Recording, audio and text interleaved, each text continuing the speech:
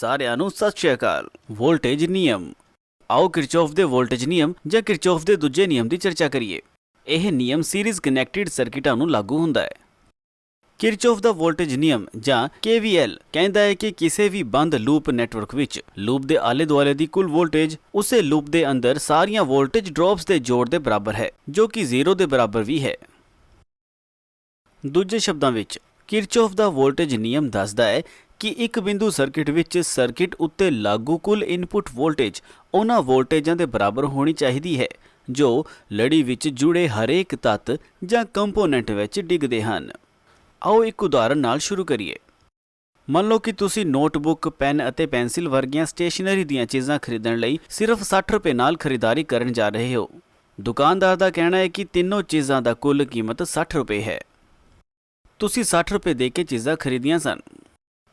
ਹੁਣ ਜਦੋਂ ਤੁਸੀਂ ਤਿੰਨਾਂ ਚੀਜ਼ਾਂ ਦੀ ਕੀਮਤ ਨੂੰ ਇਕੱਠਾ ਕਰਦੇ ਹੋ ਤਾਂ ਇਹ 60 ਰੁਪਏ ਬਣ ਜਾਂਦਾ ਹੈ, ਜੋ ਕਿ ਤੁਸੀਂ ਦੁਕਾਨ ਤੇ ਲਏ ਗਏ ਰਕਮ ਦੀ ਬਰਾਬਰ ਹੈ। ਇਸ ਲਈ ਤੁਹਾਡੇ ਕੋਲ ਬਾਕੀ ਬਚੇ ਪੈਸੇ 0 ਹਨ। ਤਿੰਨ ਚੀਜ਼ਾਂ ਦੀ ਵਿਅਕਤੀਗਤ ਕੀਮਤ ਵੱਖ-ਵੱਖ ਹੋ ਸਕਦੀ ਹੈ, ਪਰ ਕੁੱਲ ਕੀਮਤ 60 ਰੁਪਏ ਦੇ ਬਰਾਬਰ ਹੋਣੀ ਚਾਹੀਦੀ ਹੈ, ਜੋ ਕਿ ਸੱਚ ਹੈ। ਇਸੇ ਤਰ੍ਹਾਂ ਇੱਕ ਬੰਦ ਲੜੀ ਸਰਕਿਟ ਵਿੱਚ ਕੁੱਲ ਇਨਪੁਟ ਵੋਲਟੇਜ ਨੂੰ ਸਰਕਿਟ ਵਿੱਚ ਲੜੀ ਵਿੱਚ ਜੁੜੇ ਸਾਰੇ ਤੱਤਾਂ ਵਿੱਚ ਵੋਲਟੇਜ ਡ੍ਰੌਪ ਦੇ ਜੋੜ ਦੇ ਬਰਾਬਰ ਹੋਣਾ ਚਾਹੀਦਾ ਹੈ। ਆਓ ਇਲੈਕਟ੍ਰੀਕਲ ਸਰਕਿਟਾਂ ਤੇ ਵੋਲਟੇਜ ਨਿਯਮ ਨੂੰ ਲਾਗੂ ਕਰੀਏ ਅਤੇ ਪ੍ਰਮਾਣਿਤ ਕਰੀਏ। ਜਿਵੇਂ ਕਿ ਅਸੀਂ ਪਹਿਲਾਂ ਚਰਚਾ ਕੀਤੀ ਸੀ, ਇੱਕ ਲੜੀਵਾਰ ਸਰਕਿਟ ਨਾਲ ਕੰਮ ਕਰਦੇ ਸਮੇਂ ਕਰੰਟ ਸਥਿਰ ਰਹਿੰਦਾ ਹੈ, ਪਰ ਵੋਲਟੇਜ ਹਰੇਕ ਤੱਤ ਵਿੱਚ ਵੱਖਰਾ ਹੁੰਦਾ ਹੈ, ਜੋ ਰੈਸਿਸਟੈਂਟ ਵੈਲਿਊ ਤੇ ਨਿਰਭਰ ਕਰਦਾ ਹੈ। ਮੰਨ ਲਓ ਕਿ R1 ਅਤੇ R2 ਇੱਕ ਬੰਦ ਸਰਕਿਟ ਬਣਾਉਣ ਲਈ ਵੋਲਟੇਜ ਸਰੋਤ V ਨਾਲ ਲੜੀ ਵਿੱਚ ਜੁੜੇ ਦੋ ਰੈਸਿਸਟੈਂਟ ਹਨ। ਰੈਸਿਸਟੈਂਟ ਦੇ ਕਾਰਨ ਹਰੇਕ ਰੈਸਿਸਟੈਂਟ R1 ਅਤੇ R2 ਦੇ ਪਾਰ ਵੋਲਟੇਜ ਦੀਆਂ ਡ੍ਰੌਪਸ ਕ੍ਰਮਵਾਰ V1 ਅਤੇ V2 ਵਜੋਂ ਮੌਜੂਦ ਹਨ। ਵੋਲਟੇਜ V1 ਅਤੇ V2 ਦਾ ਜੋੜ ਇਨਪੁਟ ਵੋਲਟੇਜ V ਦੇ ਬਰਾਬਰ ਹੋਣਾ ਚਾਹੀਦਾ ਹੈ। ਜੇਕਰ ਅਜਿਹਾ ਹੈ ਤਾਂ ਕਿਰਚੌਫ ਦਾ ਵੋਲਟੇਜ ਨਿਯਮ ਪ੍ਰਮਾਣਿਤ ਹੈ। ਜੇਕਰ ਨਹੀਂ ਤਾਂ ਹੋ ਸਕਦਾ ਹੈ ਕਿ ਸਰਕਿਟ ਸਹੀ ਢੰਗ ਨਾਲ ਜੁੜਿਆ ਨਾ ਹੋਵੇ ਜਾਂ ਤੁਸੀਂ ਸ਼ਾਇਦ ਸਰਕਿਟ ਵਿੱਚ ਗਲਤੀਆਂ ਕੀਤੀਆਂ ਹੋਣ। ਮੰਨ ਲਓ ਕਿ R1 ਅਤੇ R2 ਦੇ ਰੈਸਿਸਟੈਂਟ ਵੈਲਿਊ ਕ੍ਰਮਵਾਰ 6 ਓਹਮਸ ਅਤੇ 4 ਓਹਮਸ ਹਨ ਅਤੇ ਵੋਲਟੇਜ ਸਰੋਤ 12 ਵੋਲਟ ਹੈ। ਜਦੋਂ ਤੁਸੀਂ ਸਵਿਚ ਨੂੰ ਬੰਦ ਕਰਕੇ ਸਰਕਿਟ ਨੂੰ ਸਰਗਰਮ ਕਰਦੇ ਹੋ ਤਾਂ ਵੋਲਟੇਜ ਸਰੋਤ ਦੇ ਪੋਜ਼ਿਟਿਵ ਟਰਮੀਨਲ ਤੋਂ ਕਰੰਟ ਵਹਿਣਾ ਸ਼ੁਰੂ ਹੋ ਜਾਂਦਾ ਹੈ ਅਤੇ ਫਿਰ ਇਸ ਦੇ ਵੈਲਿਊ ਦੇ ਬਦਲੇ ਬਿਨਾਂ ਨੈਗੇਟਿਵ ਟਰਮੀਨਲ ਤੇ ਵਾਪਸ ਆ ਜਾਂਦਾ ਹੈ, ਕਿਉਂਕਿ ਸਰਕਿਟ ਲੜੀ ਵਿੱਚ ਹੈ। ਕਰੰਟ ਦੀ ਮਾਤਰਾ ਦੀ ਓਹਮਸ ਦੇ ਨਿਯਮ ਦੇ ਦੁਆਰਾ ਗਣਨਾ ਕੀਤੀ ਜਾ ਸਕਦੀ ਹੈ। I=V/R। ਰੈਸਿਸਟੈਂਟ ਵੈਲਿਊ ਜਦੋਂ ਲੜੀ ਵਿੱਚ ਕਨੈਕਟਡ ਹੁੰਦੇ ਹਨ ਤਾਂ ਸੰਯੋਜੀ ਹੁੰਦੇ ਹਨ। ਇਸ ਲਈ 6 ਅਤੇ 4 ਓਹਮਸ ਜੋੜਨ ਤੇ ਕੁੱਲ ਰੈਸਿਸਟੈਂਟ ਵੈਲਿਊ 10 ਓਹਮਸ ਬਣ ਜਾਂਦਾ ਹੈ। ਫਾਰਮੂਲੇ ਵਿੱਚ ਲੇਵਲ ਨੂੰ ਬਦਲੋ ਕਿ I=V/R। I=12/10 ਸਾਨੂੰ ਮਿਲਦਾ ਹੈ ਕਰੰਟ ਦਾ 1.2 ਐਂਪੀਅਰ, ਜੋ ਪੂਰੇ ਸਰਕਿਟ ਵਿੱਚ ਸਥਿਰ ਰਹਿੰਦਾ ਹੈ।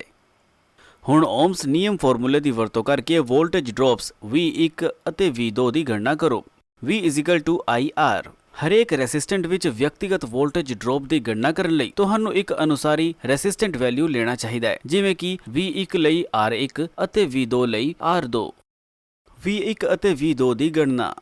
V1=IR1। V1=1.2 ਗੁਣਾ 6। V1 7.2 ਵੋਲਟ ਦੇ ਬਰਾਬਰ ਹੈ। V2=IR2। V2=1.2 ਗੁਣਾ 4। V2 4.8 ਵੋਲਟ ਦੇ ਬਰਾਬਰ ਹੈ। ਨਤੀਜੇ ਵਜੋਂ ਸਾਨੂੰ ਕ੍ਰਮਵਾਰ 7.2 ਅਤੇ 4.8 ਵੋਲਟ ਤੇ V1 ਅਤੇ V2 ਮਿਲਦਾ ਹੈ। ਕਿਰਚੌਫ ਦੇ ਨਿਯਮ ਦੇ ਅਨੁਸਾਰ ਜਦੋਂ ਅਸੀਂ ਵੋਲਟੇਜ V1 ਅਤੇ V2 ਨੂੰ ਜੋੜਦੇ ਹਾਂ ਤਾਂ ਇਹ ਇਨਪੁਟ ਵੋਲਟੇਜ ਦੇ ਬਰਾਬਰ ਹੋਣਾ ਚਾਹੀਦਾ ਹੈ। ਜਦੋਂ ਅਸੀਂ V1 ਅਤੇ V2 ਨੂੰ ਜੋੜਦੇ ਹਾਂ ਤਾਂ ਸਾਨੂੰ 12 ਵੋਲਟੇਜ ਮਿਲਦੇ ਹਨ, ਜੋ ਕਿ ਇਨਪੁਟ ਵੋਲਟੇਜ ਦੇ ਬਰਾਬਰ ਹੁੰਦਾ ਹੈ। ਇਸ ਲਈ ਕਿਰਚੌਫ ਦੇ ਵੋਲਟੇਜ ਨਿਯਮ ਦੀ ਪੁਸ਼ਟੀ ਹੁੰਦੀ ਹੈ। ਆਓ ਲੜੀ ਵਿੱਚ ਇੱਕੋ ਸਰਕਿਟ ਵਿੱਚ 3 ਓਹਮ ਦਾ ਇੱਕ ਹੋਰ ਰੈਸਿਸਟੈਂਟ R3 ਜੋੜੀਏ। ਹੁਣ ਕੁੱਲ ਰੈਸਿਸਟੈਂਟ 9 ਓਹਮਸ ਬਣ ਜਾਂਦਾ ਹੈ। ਸਾਨੂੰ ਲੜੀ ਕਨੈਕਸ਼ਨ ਦੇ ਕਾਰਨ ਸਿਰਫ R1, R2 ਅਤੇ R3 ਜੋੜ ਕੇ ਇਹ ਵੈਲਿਊ ਪ੍ਰਾਪਤ ਹੋਇਆ ਹੈ। ਫਾਰਮੂਲਾ I=V/R ਵਿੱਚ ਲੈਵਲ ਨੂੰ ਬਦਲ ਕੇ ਕੁੱਲ ਕਰੰਟ ਦਾ ਪਤਾ ਲਗਾਓ। ਸਾਨੂੰ I=12/13 0.9 ਐਂਪੀਅਰ ਮਿਲਦਾ ਹੈ, ਜੋ ਕਿ ਪੂਰੇ ਸਰਕਿਟ ਵਿੱਚ ਸਥਿਰ ਰਹਿੰਦਾ ਹੈ। ਆਓ V=IR ਦੀ ਵਰਤੋਂ ਕਰਕੇ V1, V2 ਅਤੇ V3 ਦੀ ਵੈਲਿਊ ਦਾ ਪਤਾ ਕਰੀਏ। V1=0.9 ਗੁਣਾ 6 5.4 ਵੋਲਟ। V2=0.9 ਗੁਣਾ 4 3.2 ਵੋਲਟ। V3=0.9 ਗੁਣਾ 3 2.7 ਵੋਲਟ। ਅੰਤ ਵਿੱਚ ਜਦੋਂ ਅਸੀਂ V1, V2 ਅਤੇ V3 ਜੋੜਦੇ ਹਾਂ ਸਾਨੂੰ 12 ਵੋਲਟ ਮਿਲਣਗੇ ਜੋ ਕਿ ਇਨਪੁਟ ਵੋਲਟੇਜ ਦੇ ਬਰਾਬਰ ਹੈ। ਇਸ ਤਰ੍ਹਾਂ ਕਿਰਚੌਫ ਦੀ ਵੋਲਟੇਜ ਦੀ ਪੁਸ਼ਟੀ ਹੁੰਦੀ ਹੈ। ਵਿਹਾਰਕ ਤੌਰ ਤੇ ਨਿਯਮ ਦੀ ਪੁਸ਼ਟੀ ਕਰਨ ਲਈ ਇੱਕ ਐਮੀਟਰ ਨੂੰ ਸਰਕਿਟ ਨਾਲ ਲੜੀ ਵਿੱਚ ਜੋੜੋ ਅਤੇ 3 ਵੋਲਟਮੀਟਰ V1, V2 ਅਤੇ V3 ਨੂੰ ਕ੍ਰਮਵਾਰ ਰੈਸਿਸਟੈਂਟ R1, R2 ਅਤੇ R3 ਦੇ ਸਮਾਨਾਂਤਰ ਵਿੱਚ ਜੋੜੋ। ਯਕੀਨੀ ਬਣਾਓ ਕਿ ਸਾਰੇ ਐਮੀਟਰ ਅਤੇ ਵੋਲਟਮੀਟਰ ਉਹਨਾਂ ਦੀਆਂ ਸੰਬੰਧਿਤ ਰੀਡਿੰਗਾਂ ਨੂੰ ਮਾਪਣ ਲਈ ਕਾਫੀ ਹਨ। ਬੈਟਰੀ ਜਾਂ ਵੋਲਟੇਜ ਸਰੋਤ V ਨੂੰ ਇੱਕ ਸਵਿਚ S ਨਾਲ ਸੀਰੀਜ਼ ਸਰਕਿਟ ਨਾਲ ਕਨੈਕਟ ਕਰੋ। ਪੋਜ਼ਿਟਿਵ ਅਤੇ ਨੈਗੇਟਿਵ ਟਰਮੀਨਲ ਵਾਂਗ ਮੀਟਰਾਂ ਅਤੇ ਬੈਟਰੀਆਂ ਦੀ ਪੋਲੈਰਿਟੀ ਢੁੰਗਵੇਂ ਅਤੇ ਸਹੀ ਢੰਗ ਨਾਲ ਜੁੜੀ ਹੋਣੀ ਚਾਹੀਦੀ ਹੈ, ਨਹੀਂ ਤਾਂ ਸਰਕਿਟ ਖਰਾਬ ਹੋ ਸਕਦਾ ਹੈ ਅਤੇ ਸ਼ਾਰਟ ਸਰਕਿਟ ਹੋ ਸਕਦਾ ਹੈ। ਸਰਕਿਟ ਨੂੰ ਊਰਜਾ ਦੇਣ ਲਈ ਸਵਿਚ S ਨੂੰ ਬੰਦ ਕਰੋ।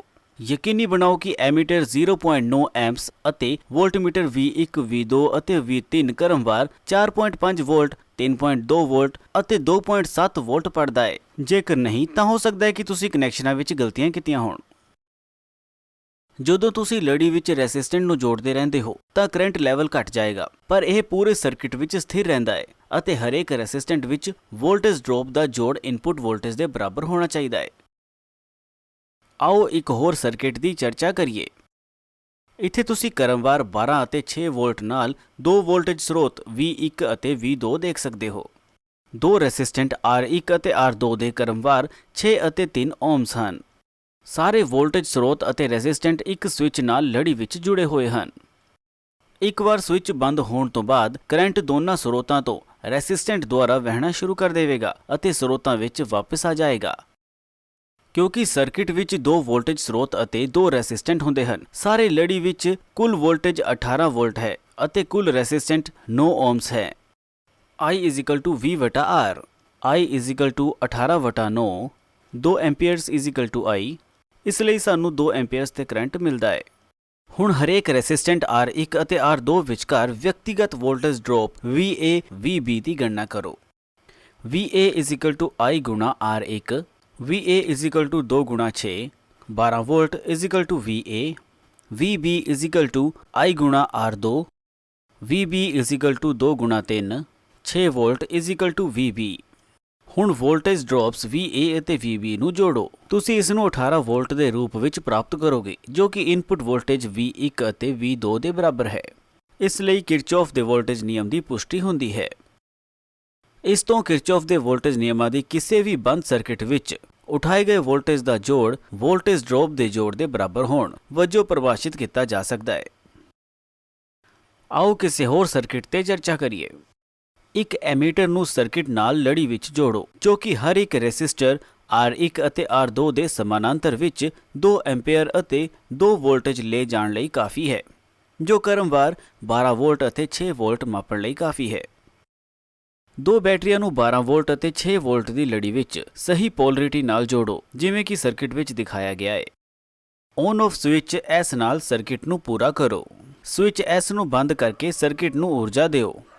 ਜਾਂਚ ਕਰੋ ਕਿ ਐਮੀਟਰ ਰੀਡਿੰਗ 2 ਐਂਪੀਅਰ ਦਿਖਾਉਂਦੀ ਹੈ ਅਤੇ ਇਹ ਕਿ ਵੋਲਟਮੀਟਰ ਰੀਡਿੰਗ 12 ਵੋਲਟ ਅਤੇ 6 ਵੋਲਟ ਹਨ। ਜੇਕਰ ਅਜਿਹਾ ਹੈ ਤਾਂ ਕਿਰਚੌਫ ਦਾ ਵੋਲਟੇਜ ਨਿਯਮ ਪ੍ਰਮਾਣਿਤ ਹੈ। ਜੇਕਰ ਨਹੀਂ ਤਾਂ ਮੀਟਰਾਂ ਦੀ ਕਨੈਕਸ਼ਨ ਅਤੇ ਪੋਲੈਰਿਟੀ ਦੀ ਜਾਂਚ ਕਰੋ। ਤੁਸੀਂ ਸਰਕਿਟ ਵਿੱਚ ਲੜੀ ਵਿੱਚ ਸਮਾਨਾਂਤਰ ਜੁੜੇ ਵੋਲਟਮੀਟਰ ਦੇ ਨਾਲ ਰੈਸਿਸਟੈਂਟ ਨੂੰ ਜੋੜ ਕੇ ਸਰਕਿਟ ਨੂੰ ਵਧਾ ਕੇ ਨਿਯਮ ਦੀ ਪੁਸ਼ਟੀ ਕਰ ਸਕਦੇ ਹੋ। ਯਾਦ ਰੱਖਣ ਲਈ ਪੁਆਇੰਟਸ। ਲੜੀਵਾਰ ਸਰਕਿਟਾਂ ਵਿੱਚ ਕਰੰਟ ਸਥਿਰ ਰਹਿੰਦਾ ਹੈ, ਵੋਲਟੇਜ ਰੈਸਿਸਟਰ ਲੈਵਲ ਨਾਲ ਵੱਖਰਾ ਹੁੰਦਾ ਹੈ ਅਤੇ ਬਾਕੀ ਵੋਲਟੇਜ 0 ਹੁੰਦੇ ਹਨ। ਕਿਸੇ ਵੀ ਬੰਦ ਸਰਕਿਟ ਵਿੱਚ ਵੋਲਟੇਜ ਦੇ ਵਾਧੇ ਦਾ ਜੋੜ ਵੋਲਟੇਜ ਡ੍ਰੌਪ ਦੇ ਜੋੜ ਦੇ ਬਰਾਬਰ ਹੁੰਦਾ ਹੈ। ਸਮਾਨਾਂਤਰ ਸਰਕਿਟਾਂ ਵਿੱਚ ਵੋਲਟੇਜ ਸਥਿਰ ਰਹਿੰਦਾ ਹੈ ਜਦੋਂ ਕਿ ਕਰੰਟ ਪ੍ਰਵਾਹ ਰੈਸਿਸਟੈਂਟ ਨਾਲ ਬਦਲਦਾ ਹੈ, ਬਾਕੀ ਦੇ ਕਰੰਟ 0 ਹਨ। ਇੱਕ ਸਰਕਿਟ ਵਿੱਚ ਕਿਸੇ ਵੀ ਜੰਕਸ਼ਨ ਤੇ ਆਉਣ ਵਾਲੇ ਕਰੰਟ ਦਾ ਜੋੜ ਬਾਹਰ ਜਾਣ ਵਾਲੇ ਕਰੰਟ ਦੇ ਜੋੜ ਦੇ ਬਰਾਬਰ ਹੁੰਦਾ ਹੈ। ਦੇਖਣ ਲਈ ਧੰਨਵਾਦ। ਤੁਹਾਡਾ ਦਿਨ ਸ਼ੁਭ ਰਹੇ।